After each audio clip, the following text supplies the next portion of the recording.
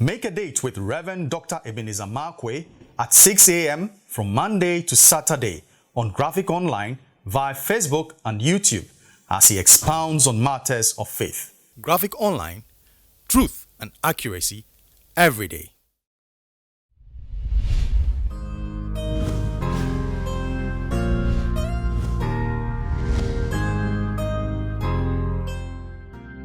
Hello, this is Reverend Dr. Ebenezer Markwei of Living Streams International, bringing you matters of faith with Graphic Online.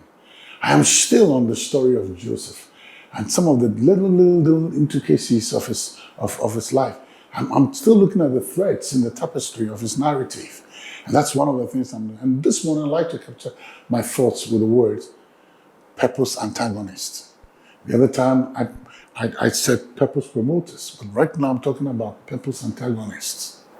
You know, one of the things that is very, very fascinating about the story of Joseph, you know, especially in Genesis 37, that little, listen, the Bible said when he was approaching, his brothers seeing him afar off, they said, here comes the dreamer.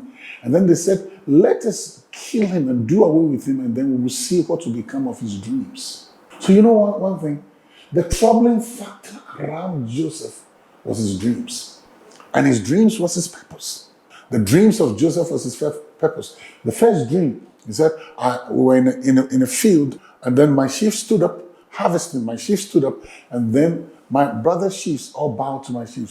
The second one was, I saw the sun, moon, and stars bowing before me. Now, the first dream was a dream of purpose. Sheep stands for harvest. The Bible says, he who goes in sowing in tears shall likewise come back rejoicing, bringing in the sheaves. So the Bible says everybody was going to have a harvest. That was the interpretation of a dream. Everybody was going to have a harvest. But the harvest of Joseph was going to stand up.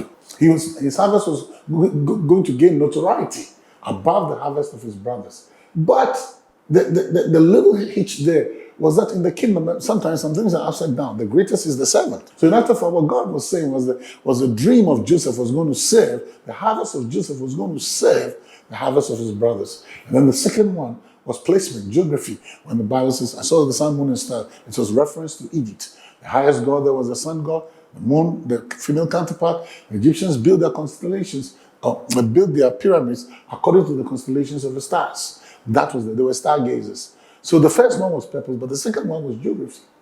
And here is the thing. Guess what?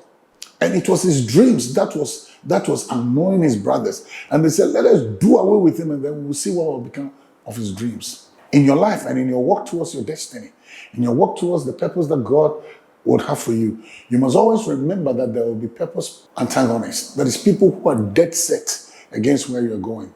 And it is part of it. Some of them will recognize it. Yes, it is there. See, Jesus Christ is born, and Pharaoh, at his infancy, Pharaoh wants to do away with him. Haman wants to do away with Mordecai. And if he had done away with Mordecai, he would have wiped away the Jews. There is always a purpose antagonist. The God, sometimes they'll show themselves. But you know, one of the interesting things, God always has a way of protecting his investment and protecting his purpose. And that's the need for you to now draw close to God, because all the protection is safe. Because some of them, you don't even know them. So how can I even protect myself against them? But the God who watches over us, who watches over his investment, his purposes for our lives, he is the one who protects us. And therefore, there's a need for you to draw close to God. It is very, very important. The choices are always yours. See you later.